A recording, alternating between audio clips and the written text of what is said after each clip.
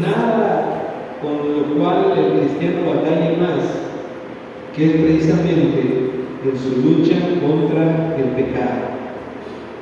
En ocasiones ni el sueño, ¿verdad?, de Satanás quiere, o nuestra carne quiere dejarnos. Pero la verdad es que el cristiano batalla todos los días con el pecado. Dios ha prometido fortalecernos. Ahora, no solamente es fortalecernos, sino también es capacitarnos y vestirnos del nuevo hombre. Pero ¿cuál es el problema que enfrenta el cristiano en el día a día? ¿Cuál es el problema que enfrentamos nosotros cuando nos levantamos por las mañanas? Cuando dejamos pasar el devocional, cuando dejamos de tan siquiera orar 5 minutos, ¿verdad? El problema que a veces se enfrenta el cristiano es que muchas veces se le olvida o se nos olvida que para poder vestirnos del nuevo hombre, ¿qué tenemos que hacer? Para poder vestir del nuevo hombre, ¿qué tienes que hacer primero? Aceptar a Cristo. ¿Ah? Aceptar a Cristo. Bueno, ya somos cristianos. Ajá. En el día a día, para que yo pueda vestirme todos los días del nuevo hombre, ¿qué tengo que hacer? Orar. Santificarme. Ya ven que por eso tenemos que desvestirnos del viejo hombre. ¿Sí me explico? Es verdad, nosotros en posición somos hijos de Dios. Pero para que yo en el día a día pueda vestirme del nuevo hombre, tengo que despojarme del anterior. El asunto está en que nos queremos vestir de nuevo con el viejo arriba, ¿verdad? Y ahí nos estamos cargando. Ahora, ¿cómo es eso? ¿Cómo lo podemos hacer? Romanos 6:13 dice: tampoco presentéis vuestros miembros al pecado como instrumentos de iniquidad, sino presentaos vosotros mismos a Dios como vivos entre los muertos, y vuestros miembros a Dios como instrumentos de justicia. En otras palabras, para que yo pueda vestirme del nuevo hombre, tengo que despojarme del anterior, ¿verdad?, que se gozaba haciendo todo lo que la carne le pedía. Tengo que dejar de usar mis miembros, mi cuerpo, como instrumentos para el mal. Ahora, pero no solamente es dejar de usar mi cuerpo, mi mente, como instrumento del mal, sino usarlo para el bien. Recuerden qué le pasó a aquella persona que menciona el Evangelio, ¿no?, que dice que quedó la casa vacía, que su corazón quedó vacío, ¿no?, y el demonio se fue de él, pero quedó vacío.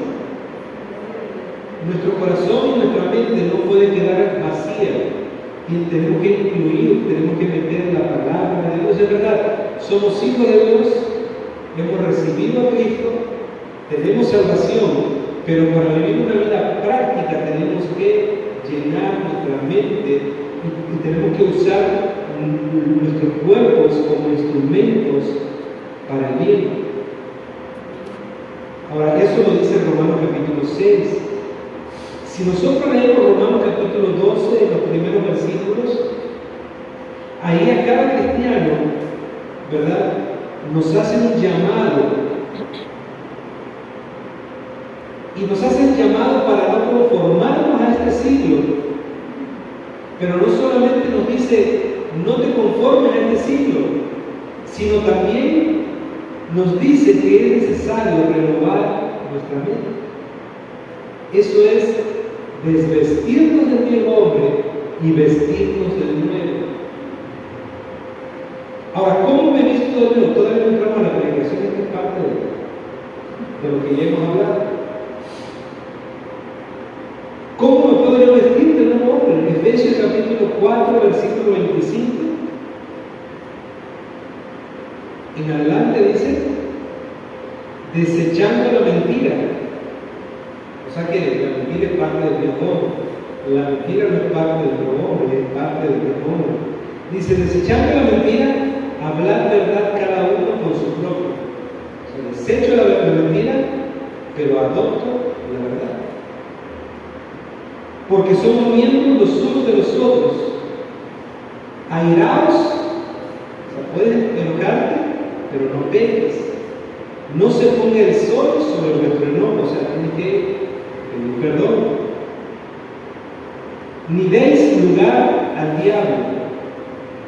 El que hurtaba, ¿qué dice? Siga robando.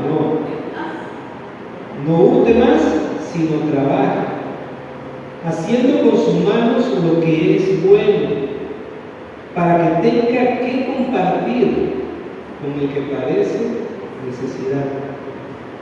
Ninguna palabra corrompida salga de nuestra boca, eso es lo malo, sino la que sea buena para la necesaria edificación, a fin de dar gracia a los oyentes.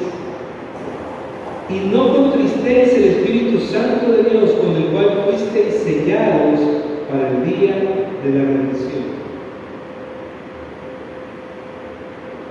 Quítese toda amargura, todo enojo, toda ira, toda gritería, toda maledicencia, toda malicia. Antes sed benignos unos con otros, misericordiosos, perdonándoos unos a otros, como Dios también nos perdonó. Ahora, esta es la manera de desvestirnos del viejo hombre y vestirnos del nuevo hombre. Pero, si no leemos la Biblia, ¿verdad?, no sabemos cómo desvestirnos. Ahora, nada de estas cosas se logra en tus propias fuerzas. O sea, nada de esto tú lo logras. Solo el Espíritu de Dios puede lograrlo en cada uno de nosotros. Y así vivir en santidad, que es lo que finalmente Dios pide de nosotros, ¿verdad? Vivir en santidad. Sin la gracia de Dios, hermanos, jamás lograremos hacer morir el pecado que está en nuestros miembros. Y obviamente tampoco podemos vivir en santidad. Ahora, y esta frase es muy importante porque pareciera que a veces nosotros hacemos eso en lugar de hacer lo correcto. Esta frase: nosotros no debemos poner nuestra mirada en Cristo para que Él bendiga lo que hacemos o nuestros planes, ¿verdad? Porque a veces le presentamos planes a Dios y le decimos: Señor, yo quiero hacer esto, bendícelo, como si fuera una obligación de parte de Él solamente bendecir lo que yo ya decidí. Ahora, esa no es la enseñanza de la palabra de Dios. Si lo hacemos de esta manera, es que le estamos diciendo a Dios: es que yo tengo el poder de determinar mi vida, mi futuro. Solamente lo que tienes que hacer tú es ayudar, ¿verdad? Darme una ayudadita. Si lo hacemos de esta manera, creemos que tenemos poder nosotros, en nosotros mismos. Solamente Él me va a dar un pequeño empujoncito para ser santo. Lo correcto, hermanos, es confiar en la presencia y el poder del Espíritu Santo en nuestras vidas, porque Él nos radica el poder en nosotros. Cuando creemos que somos débiles, entonces somos fuertes. Gálatas capítulo 2, versículo 20, dice: con Cristo estoy juntamente crucificado, y ya no vivo yo, mas vive Cristo en mí. Y ahora lo que vivo en la carne, lo vivo en la fe del Hijo de Dios. Esto es lo más complicado en ocasiones para el creyente: dejar en manos de Dios el control de su vida, aunque finalmente, dice Pablo, ya no vivo yo, mas vive Cristo en mí, ¿verdad? El viernes estuvimos hablando un poquito acerca del primer Adán y del segundo Adán, ¿verdad? Básicamente lo que quiere lograr Cristo en nosotros es recuperar, si lo podemos llamar de esta manera, la manera en que Adán fue creado, ¿verdad? En nosotros. Obviamente ya hay pecado en nuestras vidas, pero aquel que comenzó la buena obra, ¿verdad?, la perfeccionará. Pregunta: ¿cómo nosotros cumplimos nuestra responsabilidad de buscar la santidad sin descansar en nuestras fuerzas? Lo repito: ¿cómo nosotros cumplimos nuestra responsabilidad de buscar la santidad sin descansar en nuestras fuerzas? Y la respuesta, hermanos, es por lo que vimos el domingo pasado, antepasado, por el uso de los medios de gracia que Él ya ha instituido o Él ha puesto para que la iglesia pueda disfrutar. Ahora, tú y yo debemos de ser diligentes en el uso de los medios de gracia, porque los usos de los medios de gracia van a provocar en mí que yo sea santo delante de Dios, que yo no me quiera separar de Dios. Por eso el día de hoy, hermanos, vamos a hablar de que hay un problema para el creyente, porque en ocasiones enfrentamos este problema. El título de la predicación es Nuestra resistencia a usar los medios de gracia. Ahora, hay una tendencia en nosotros, una tendencia natural, que obviamente está controlada por el pecado, que es producto del pecado, que nos lleva a resistir el uso de los medios de gracia. ¿Se acuerdan de cuáles son los medios de gracia? Para empezar.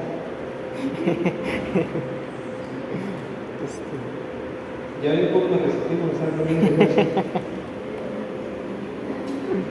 Por ejemplo, la lectura que tuvimos en el primer libro de Reyes, en el segundo libro de Reyes, 5 del 1 al 14. Si nosotros estuvimos atentos a la lectura, hablaba de dos personajes básicamente, aunque menciona varios, ¿no? Menciona a la criada, menciona al rey de Siria, menciona al rey de Israel, pero hay dos personajes principales, Naamán y Eliseo. ¿Cuál era la enfermedad que tenía Naamán? Lepra. ¿Ah? Lepra. Alguien le dijo a una criada, ¿verdad? Le dijo que había profeta en Israel que podía sanarlo. Y obviamente vemos en la historia que Naamán va, ¿verdad? ¿Y qué es lo que le pide Eliseo a Naamán que haga solamente? Ir al río y mojarse. Vete al río allá, métete 7 veces y serás sano. Vemos que Naamán se enoja, ¿no? Porque pensó que Eliseo iba a hacer, no sé, magia, iba a inventar ¿cómo se llama? Un ritual o algo por el estilo, y no. Tanto se enojó que dijo, bueno, hay mejores ríos allá en mi tierra, y por qué no me mandó para allá, y porque el río Jordán estaba un poco, no sé si crecido en ese momento, pero estaba completamente sucio, ¿verdad? Bueno, no completamente sucio, sino no estaba tan agradable para sumergirse. Pero lo que le dijo el profeta a Naamán le pareció algo tan sencillo, ¿no?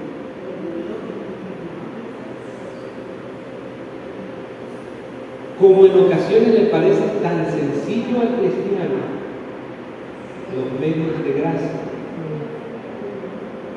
Porque Oye, hubiera sido padre que Jesucristo nos hubiera salvado, bueno, nos salvó, ¿eh? Cuando nos salvó nos hubieran metido un chip diferente ya completamente santo, ¿no? Eso hubiera sido perfecto, nos dejamos de malos pensamientos, nos dejamos de malas palabras, nos dejamos de malas actitudes, nos dejamos de malas emociones y sentimientos. ¿Por qué? Porque siempre esperamos algo espectacular. Cuando escuchamos de repente ahí una campaña y dice, ven por tu milagro y sanarás y el Señor hará cosas maravillosas, ¿no? Pues la gente se espera cosas maravillosas. Se espera ver a un paralítico levantarse, ¿no? Y así tipo Transformers, y lo tenía así del otro lado, verle cómo regresa la pierna y camina, ¿verdad? Digo, yo nunca he visto eso, no dudo que Dios pueda hacerlo, pero hasta ahorita nosotros no hemos visto ese tipo de milagros, ¿verdad? Probablemente algunos de ustedes sí, pero generalmente esperamos algo espectacular. ¿Qué nos pide Dios para ser santos? Probablemente esperamos pues, hacer algo maravilloso. Nada más esperaba eso. Esperaba un ritual, esperaba quizás una varita mágica, o quizás esperaba, no sé, algo diferente.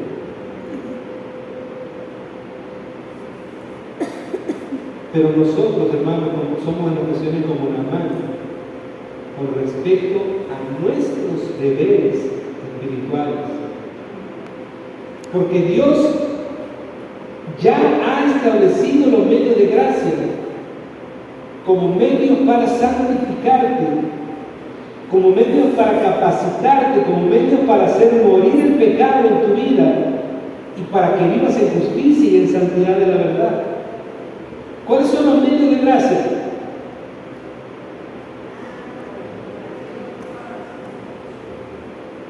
La oración y la lectura de la Biblia. Participar en la cena del Señor. La comunión con los santos. Eso es, ¿a poco solamente con eso voy a poder hacer grandes cosas? Solamente con estas dos cosas, si solamente hiciéramos, bueno, no son dos, son cinco, ¿no? Pero si solamente con que oráramos y leyéramos la Biblia y tuviéramos comunión con los santos,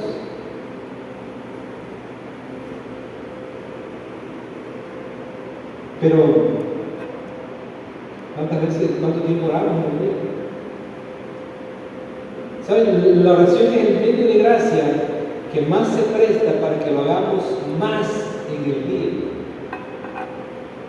Porque lo puedes hacer acostado, con los ojos cerrados, además hasta si te golpean y no puedes hablar en tu mente. Si vas manejando, puedes ir orando. Si vas en el camión, puedes ir orando. Pero ¿cuánto tiempo le invertimos a la oración en el día?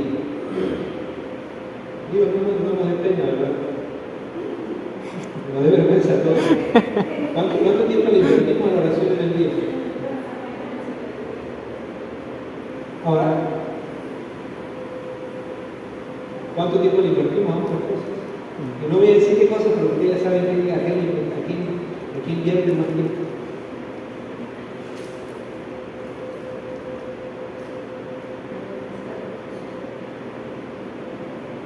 De la oración, hermano, depende tu santidad, depende de mi santidad. Y luego nos preguntamos, Señor, ¿pero por qué no puedo ser santo? Bueno, ese es el problema, y por eso se llama la predicación, nuestra resistencia a usar los medios de gracia. La mayoría de los cristianos no valorizan los medios de gracia.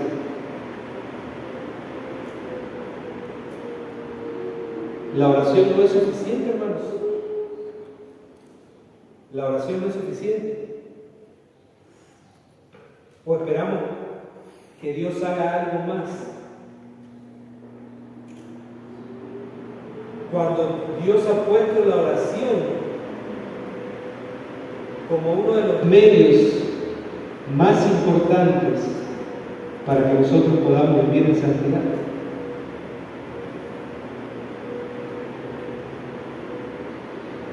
La mayoría de los cristianos busca algo nuevo, algo novedoso, algo extraordinario.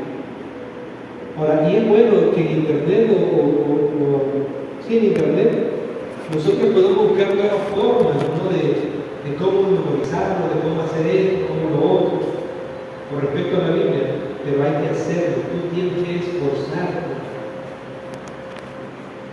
tienes que esforzarte. No depende del pastor, no depende del profeta, no depende del apóstol, no depende de nadie más, sino depende exclusivamente de ti.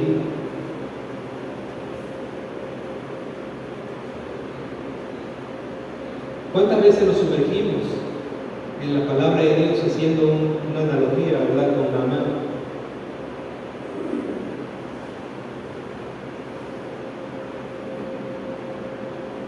Creemos que solamente orar, por ejemplo, otro día me encontré a un hermano, creo que ese lo conté a ustedes en alguna ocasión, que decía que él había prometido ir a orar al templo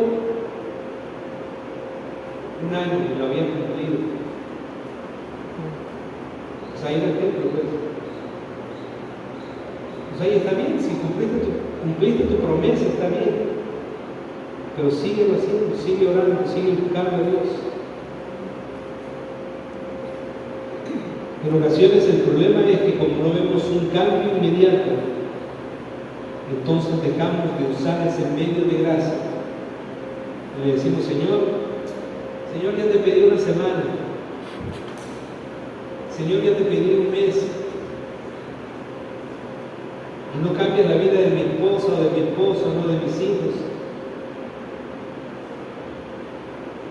Tenemos que usarlos, hermanos, consistentemente. El problema de la iglesia de hoy es que en apariencia tiene muchas más opciones.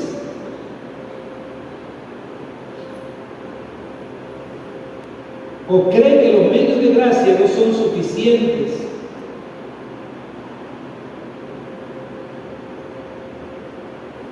¿Por qué nos cuesta trabajo invertir en la oración, hermanos?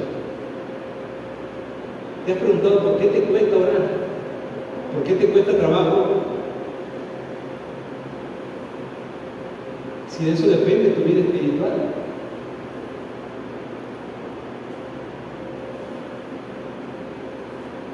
El problema del cristiano es que a veces ha sido engañado, ha sido persuadido para confiar en algo o en alguien que trae algo extraordinario, como que alguien tiene que hacer algo por ti y se va de campaña en campaña buscando llenar algo, cuando lo único que tienes que hacer es orar a Dios.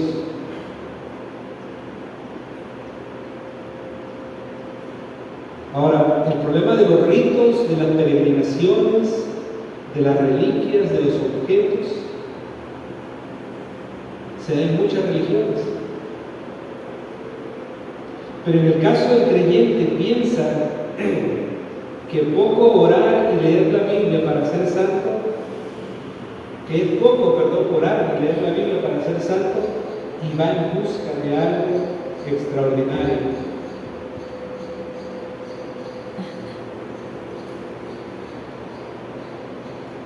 ¿Qué debemos hacer? Pregunta. Número 1. Ponernos a orar. Ponte a trabajar en tu flojera espiritual. Ponte a trabajar en tu falta de fe. Ponte a trabajar en tu falta de ser diligente en el uso de los medios de gracia. Porque no vas a poder crecer de otra manera. No podemos crecer de otra manera. No debes dudar de la sabiduría y el poder de Dios que te está diciendo, es necesario orar, y tú dices, sí, está bien, voy a hacerlo 5 minutos.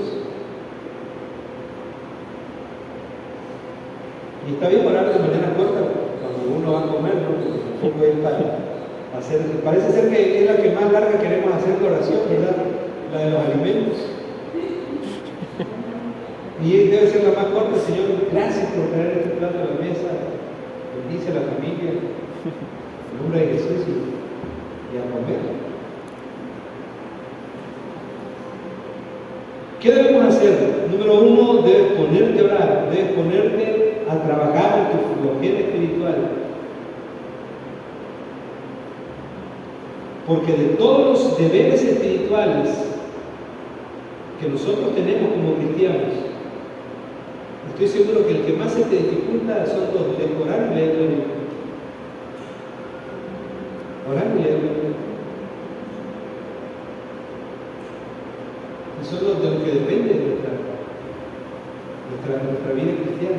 Claro, el Espíritu Santo no es eso.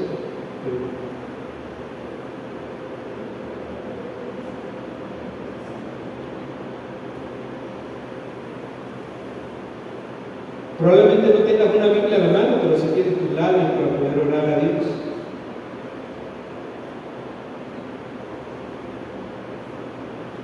Si no podemos ir a la iglesia, a ver, simplemente esto. Cuando no podemos venir el domingo a la iglesia, ¿qué nos quedamos haciendo en la casa? Si estoy enfermo. Dormir.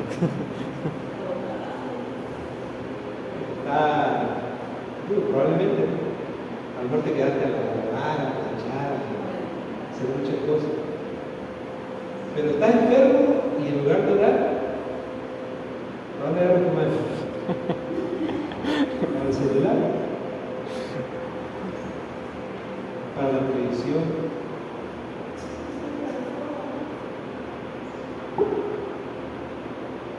Y la oración es lo que más tenemos disponible.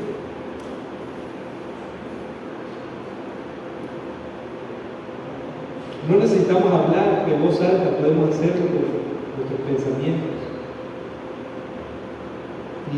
Y es el que más podemos hacer y es el que más descuidamos.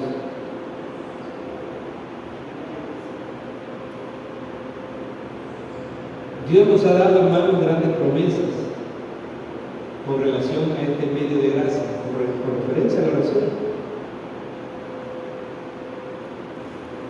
Por ejemplo, 1.1 o inciso A, como quieran ponerlo, Dios ha prometido que a través de la oración va a mover nuestros corazones. Salmo 10, versículo 17 dice: el deseo de los humildes oíste, oh Jehová, tú dispones su corazón y haces atento tu oído.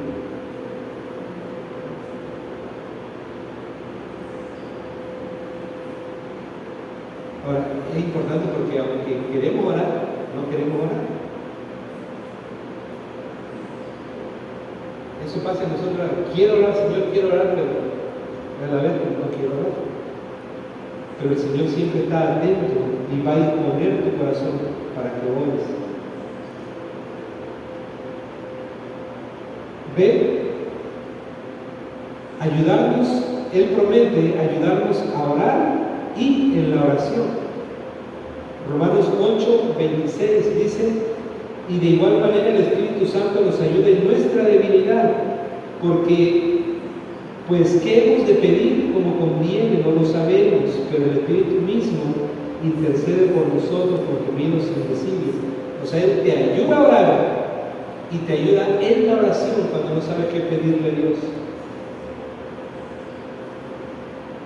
El Espíritu de Dios te impulsa a orar, pero también dirige tu oración. Él te guía y te enseña lo que debes de pedir.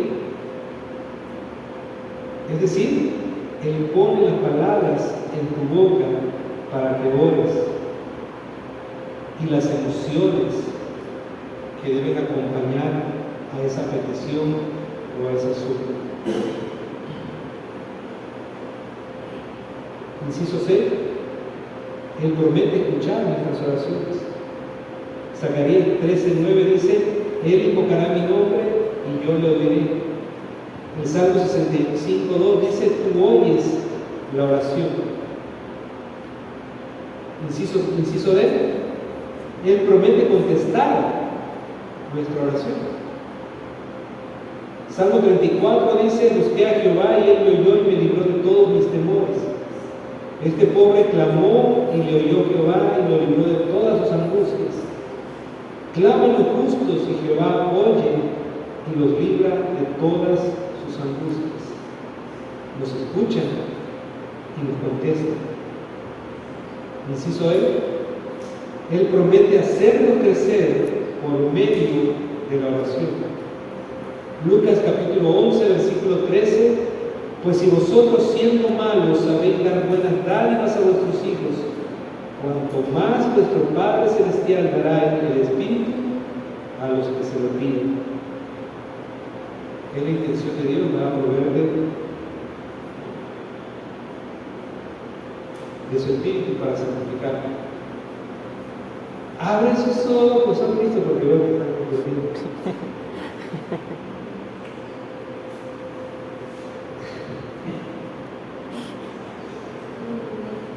Número 2, la palabra de Dios como un medio de gracia. O sea, vimos la oración y ahora vimos la palabra de Dios como un medio de gracia.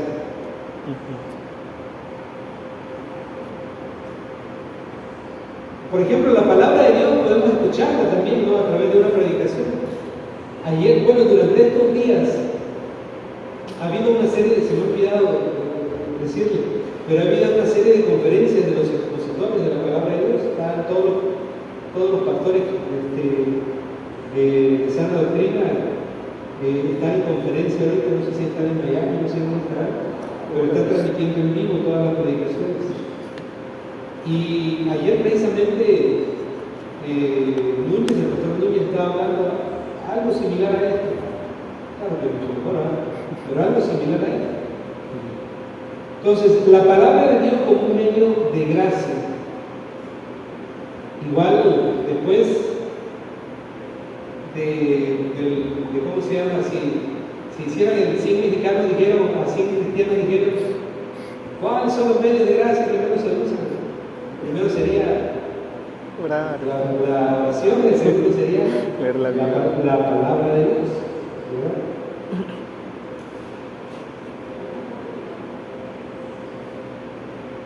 Antes de que la palabra de Dios fuera escrita, hermanos, la palabra de Dios era predicada por los apóstoles.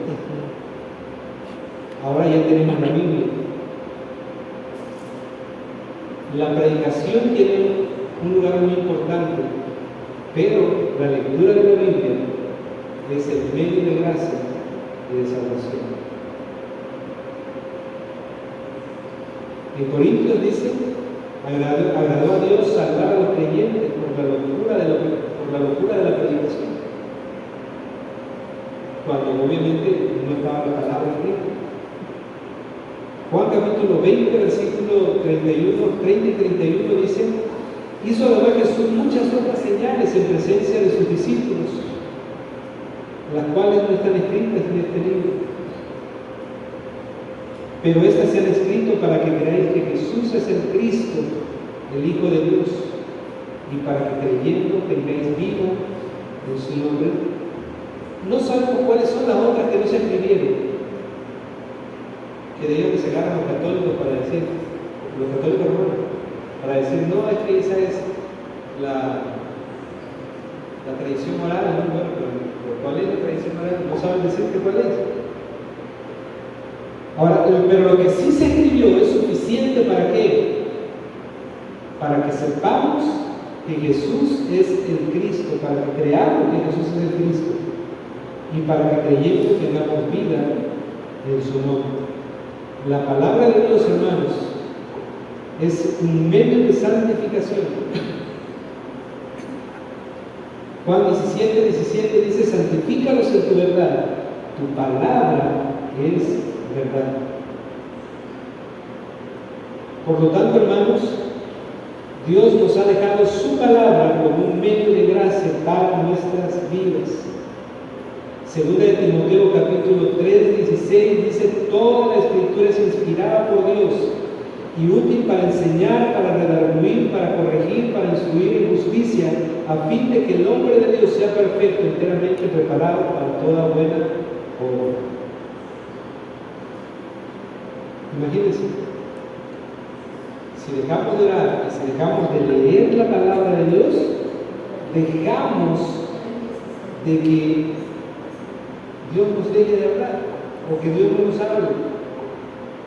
Y ahí la gente está esperando que Dios le revele algo en sueños, ¿no?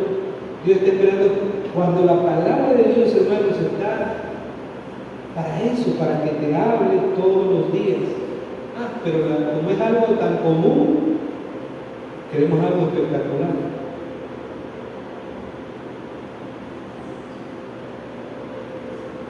¿Para qué sirve la palabra de Dios en mi vida, hermanos? 2.1 o inciso A. Es una guía para luchar contra el pecado. ¿Cómo sé que el pecado es pecado? Bueno, porque la Biblia dice que es pecado. Y tengo que luchar en contra de ello. Inciso A es una guía para luchar contra el pecado. Salmo 119, versículo 11 dice: en mi corazón he guardado tu palabra, o tus dichos, tus mandamientos y tus estatutos, para no pecar contra ti. También es una guía en medio de la aflicción o en nuestras aflicciones. Salmo 119, 50. Él es mi consuelo en mi aflicción, porque tu dicho me ha vivificado. Leamos la Biblia, hermanos. Inciso C.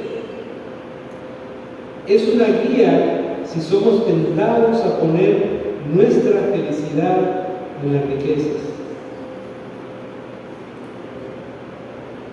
Es una guía si somos tentados a poner nuestra felicidad en las riquezas. Salmo 119, 72. Mejor me es la ley de tu boca que millares de oro y plata.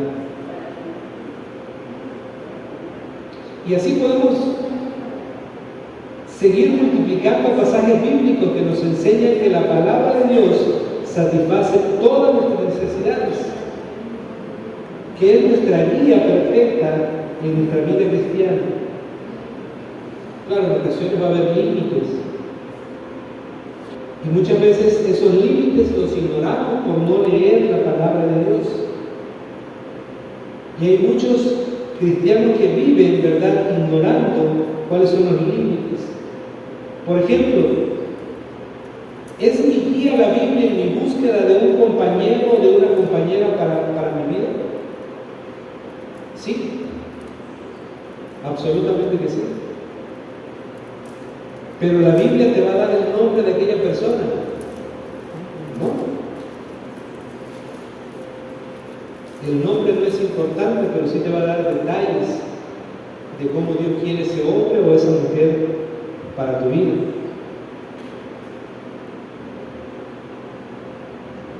Por ejemplo, que sea un hombre o una mujer que busque resolver todos los problemas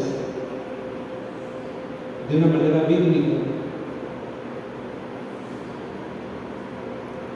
Que el hombre sea un proveedor de la familia. Que en el caso de ambos, que sea hacendoso, que sepa gobernar su casa, que sepa amar a su esposo, que sepa criar a sus niños, que ame a su esposa como Cristo amó a la iglesia, que respete los roles que Dios puso para el matrimonio.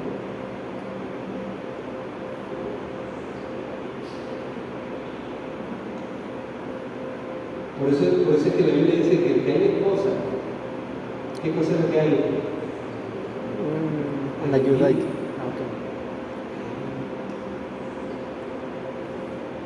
Si estoy buscando trabajo, ¿verdad? Me gustó la actitud en una ocasión de una persona maestría, creo que tenía maestría. Llegó a buscar trabajo a una empresa y le dijeron, ¿sabes qué? Vieron el currículum y le dijeron, no podemos pagarte lo que el currículum pide, ¿no? El único trabajo que hay es de conserje. Y él agarró y se dio la vuelta, pero regresó ya arrancándose la camisa y le dijo, bueno, ¿por dónde comienzo? Dios, en tu búsqueda de trabajo, necesitamos la Biblia, sí. Te va a decir en dónde vas a trabajar, no. Pero de que Él te va a proveer, lo va a hacer. Dios jamás te va a guiar a un trabajo ilícito. Dios te va a proveer siempre de manera lícita. Dios quiere que le proveas a tu familia, a tu iglesia, a tu nación, de manera lícita, para que vivas con la dignidad de Cristo. Y obviamente lo que Dios va a querer que uses son tus talentos y tus dones. Talentos, ¿verdad? Dentro de la iglesia y fuera de la iglesia. Te va a dar un trabajo que no te aparte de Dios ni de la iglesia.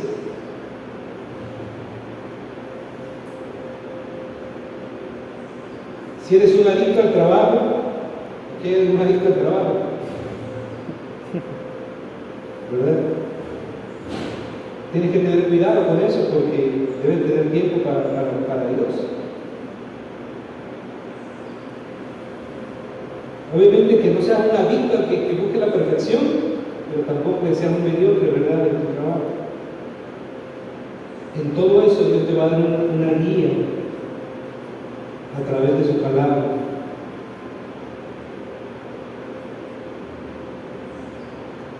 Hermanos, número 3. Dios nos ha dado todos los sacramentos como medios de gracia, el bautismo y la Santa Cena, ¿verdad?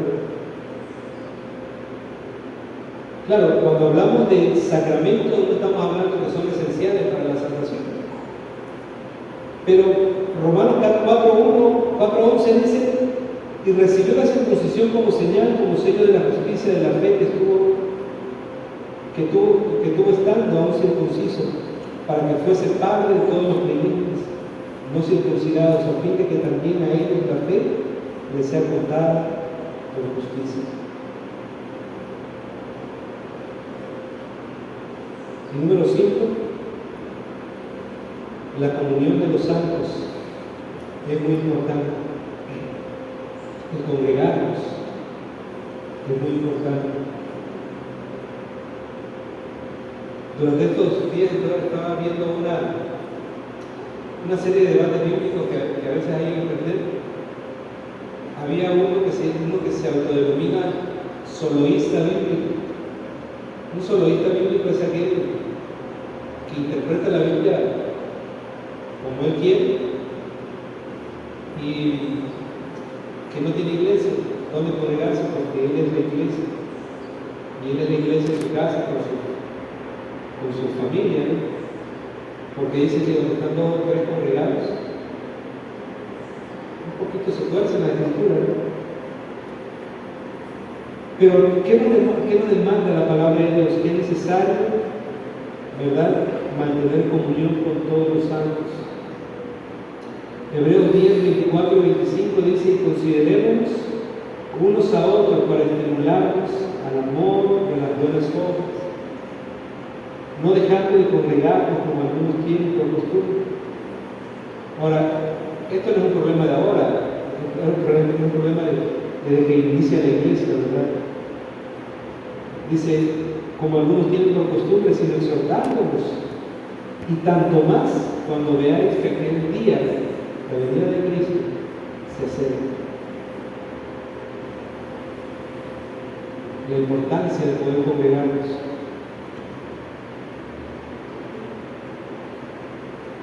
Ahora, estos medios de gracia no poseen poder en sí mismos. Es la presencia de Cristo en nuestras vidas. Es la bendición, la obra del Espíritu Santo en cada uno de nosotros.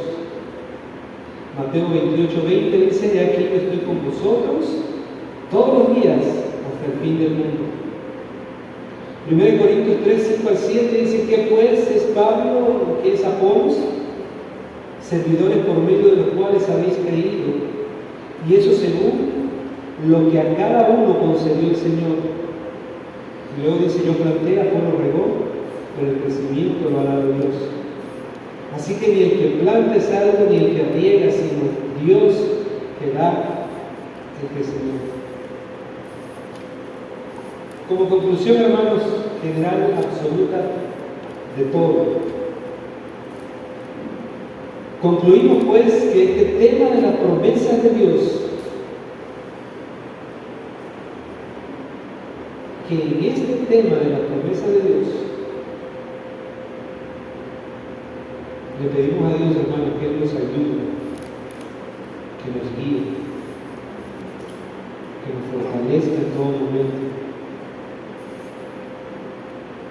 Recuerda esto: sin santidad es imposible agradar a Dios. Pero sin orar, sin escudriñar la palabra, es imposible tener santidad. Puedes ganar este mundo, puedes luchar por todo lo que este mundo te ofrece, pero puedes perder tu alma, porque no podemos agradar a dos señores.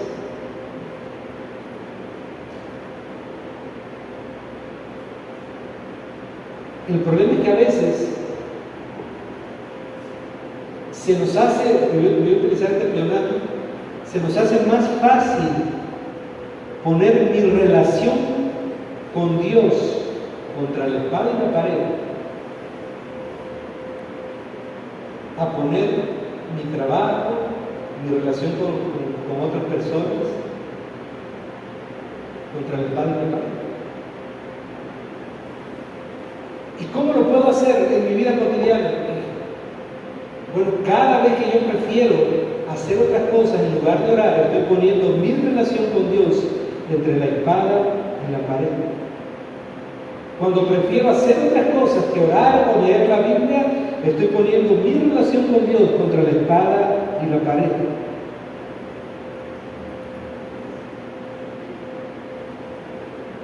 Pero ¿qué es lo que te lleva a dejar de orar y a dejar de escudriñar la palabra de Dios?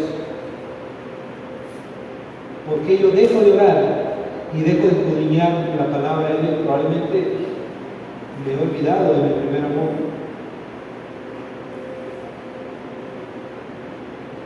Probablemente porque estoy dudando. Y si elegí mal de religión. Por eso en esta mañana, hermano, yo te animo, hermano, a que decidas caminar con Cristo hasta el final. Si hasta ahorita lo poco que hemos visto de su gracia y de su misericordia no nos ha defraudado, imagínate si dependiéramos mucho más de Dios. Y me gusta mucho el Salmo 23, el último versículo. ¿Se acuerdan del último versículo? Dice: ciertamente el bien y la misericordia me seguirán todos los días, y en la casa de Jehová moraré por largos días.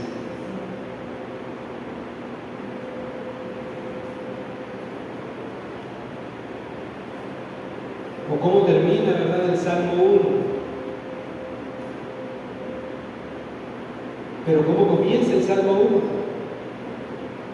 Bienaventurado el varón. ¿De qué? Y anduvo en camino de pecadores y en silla de transgresores se sentó, sino que en la ley de Jehová está su delicia. No hay otra forma. No es algo espectacular, hermanos. No es algo misterioso que vamos a encontrar en la palabra de Dios. simple y llanamente orar, leer la Biblia, los medios de gracia, la comunión unos con otros. No hay otra manera, no hay otra forma. Entonces las promesas de Dios serán mías, la santidad será mía. Yo podré caminar, ¿verdad? Y podré llegar, ¿verdad?, a la presencia del Señor sin nada de carne en los ojos.